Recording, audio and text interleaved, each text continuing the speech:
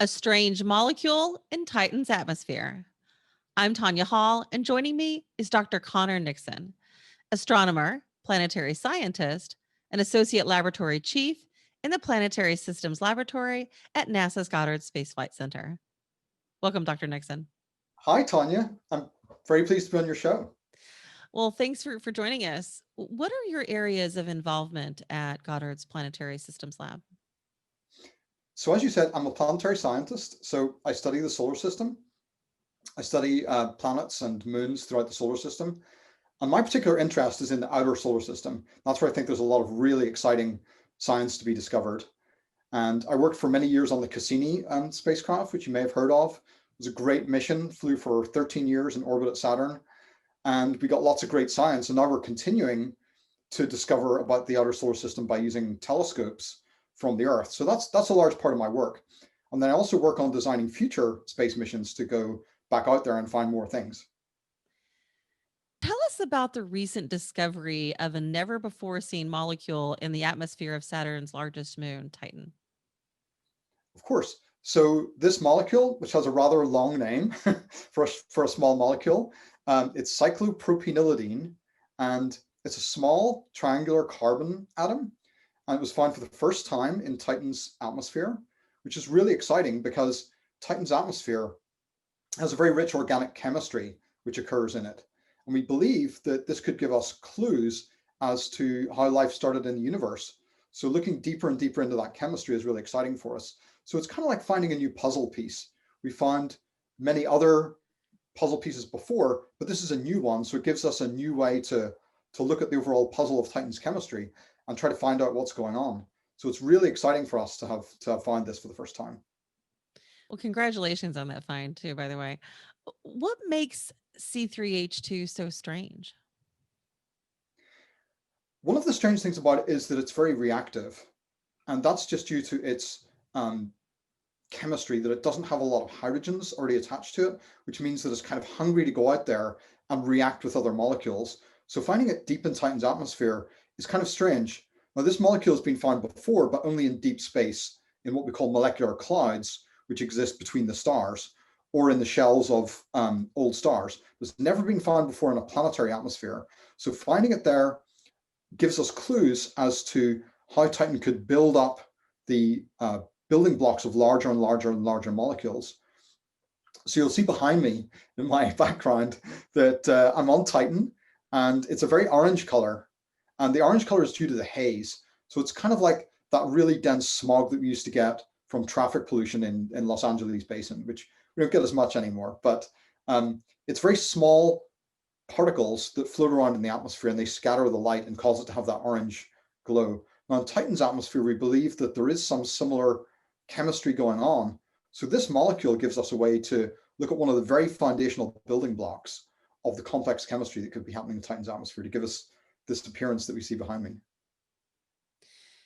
How might C3H2 be a signal of a precursor to life? That's a great question, Tonya. So one of the things we know about life is that it's built up on what we call cyclic molecules. And cyclic molecules mean that they're like a closed loop. So a lot of them are like a hexagon shape. The simplest possible one is called benzene, which is a C6 molecule. And this molecule we just found is a C3 molecule, which are the carbon atoms are all holding hands in a triangular shape.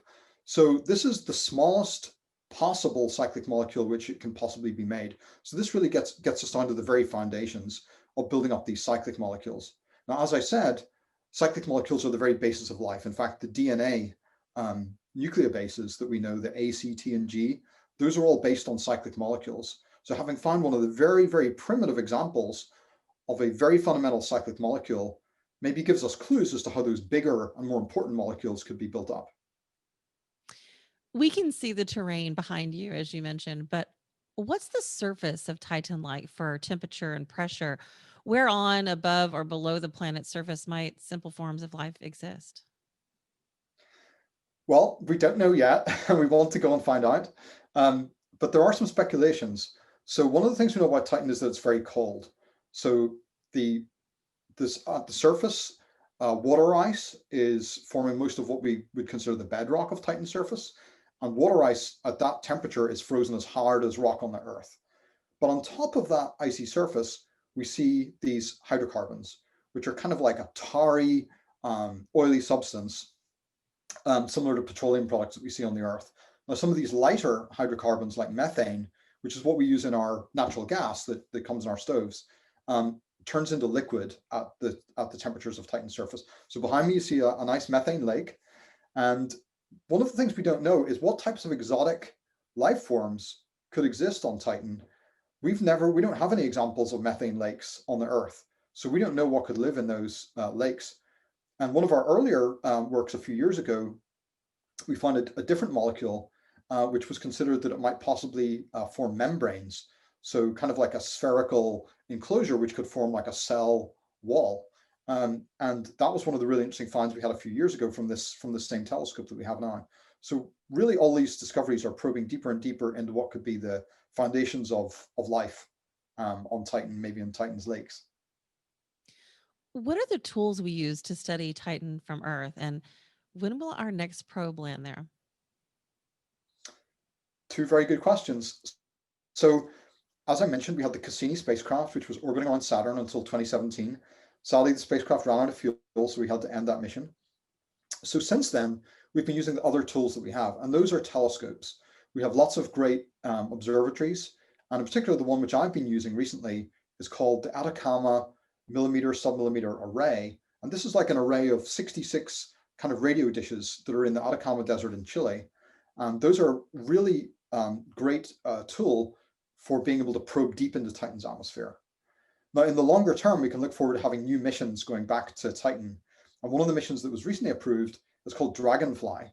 And this is a NASA mission to go and land on the surface of Titan, and believe it or not, to actually fly around with a giant, I can only call it a quadcopter, which is actually going to be about the same size of those recent Mars rovers that we have on Mars, except this one will actually be able to lift and take off and fly around and relocate on Titan several miles at a time.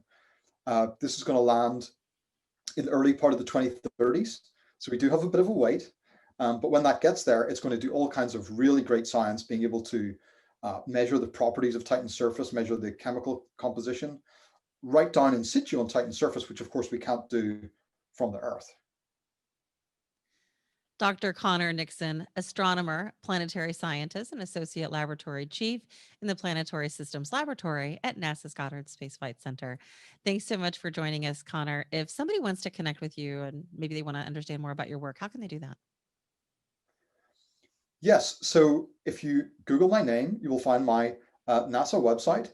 I'm also on Twitter. You can Google me at Conor Nixon, or my Twitter handle is Shamrocketeer, which is based on my Irish heritage.